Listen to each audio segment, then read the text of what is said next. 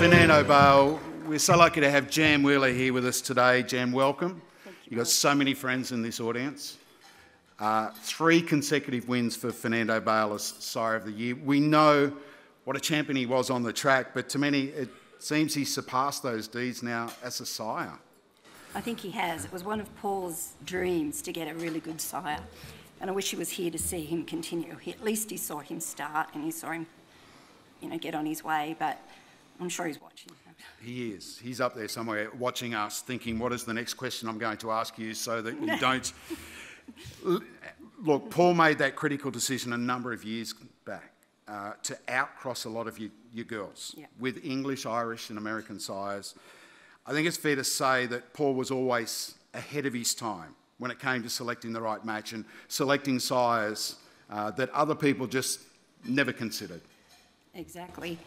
And we got a lot of flack from it. A lot of people didn't think it was going to work, but Paul always bred not for this generation, but for the next generation. So if they didn't work in this one, that was fine, because then we had the breeding stock for the next one, and that's what you breed for.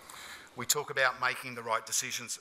Yourself and Paul also made a really big decision in the late 90s to basically cease training and concentrate on breeding and rearing, and again, it was a masterstroke. Yeah, he said you can't be the top at everything.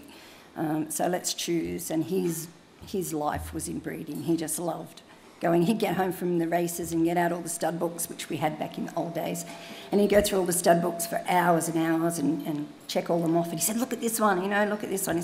It was his passion. That's what he loved. And that was all pre-computers. I mean, it's a lot easier today, but I remember going to the Oaks and seeing and Paul pulling out these books. And I've still got his books. I've still got them packed up there.